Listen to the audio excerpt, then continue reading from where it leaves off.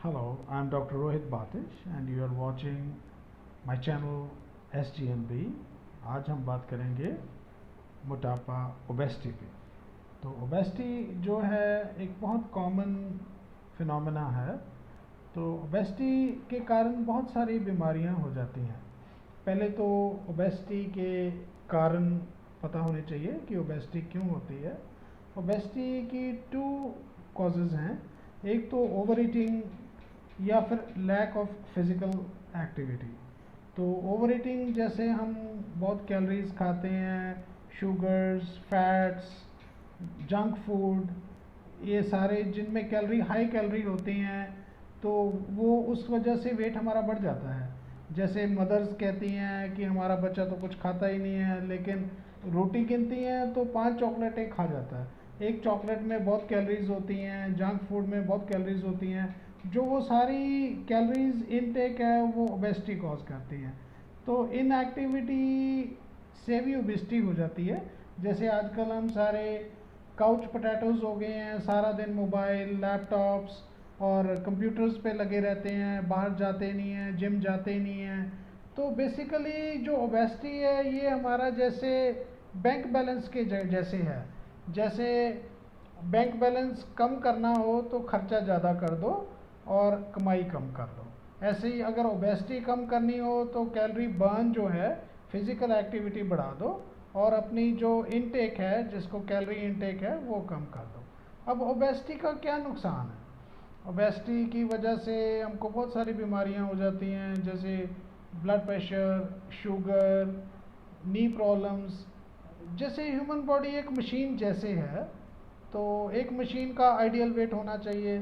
तो एक बंदे का जो आइडियल वेट है वो उसका बॉडी मास इंडेक्स के हिसाब से होता है। तो बॉडी मास इंडेक्स जो है वो 25 से कम चाहिए। अगर जैसे जैसे सपोज एक बंदे का पर्सन का वेट 70 केजीज चाहिए, तो उसका वेट 90 केजीज है, तो वो हर टाइम पे 20 केजीज एक्स्ट्रा लेके घूम रहा है। तो जो 20 केजीज उसके एक्स्ट्रा हैं वो उसके नीज पे स्ट्रेन करते हैं। जो ह्यूमन बॉडी वो 70 केजीज के लिए बनी है, 90 केजीज कैरी कर रही है। तो जो 20 एक्स्ट्रा केजीज हैं, तो वो उसके जैसे हर ऑर्गन पे स्ट्रेन डाल रहे हैं। तो जैसे उसके 20 केजीज जो नीज पे स्ट्रेन डाल रहे हैं, तो उसको नी की प्रॉब्लम हो सकती है। हार्ट पे स्ट्रेन डाल रहे हैं। जो डायबिटिक की इंसुलिन रिक्वायरमेंट है, पेंक्रियाज पे स्ट्रेन डाल रहे हैं। उसका कोलेस्ट्रॉल बढ़ जाने का खतरा होता है। तो कोलेस्ट्रॉल बढ़ जाएगा तो आर्टरीज वगैरह में जम सकता है, तो और प्रॉब्लम्स दे सकता है। तो अब है कि ओबेसिटी को मैनेज कैसे करें? ओबेसिटी को मैनेज करने के लिए हमको एक तो फिज़िकल एक्टिविटी अपनी बढ़ानी चाहिए। वॉक करो, जिम करो, साइकिलिंग करो, रोज़ रेगुलर करो। जैसे है नहीं कि एक दिन किया तो फिर 10 दिन छुट्टी, ऐसा कुछ नहीं। कम से कम 5 डेज अ वीक स्केड्यूल बनाना चाहिए, जो कि 5 डेज आप विगरस 30 मिनट्स तक वॉक करो, या कोई अपना साइकिलिंग करो, या और कोई रनिंग करो। तो 2 डेज ऑफ ले सकते हो, 5 डेज आप ज़रूर करो।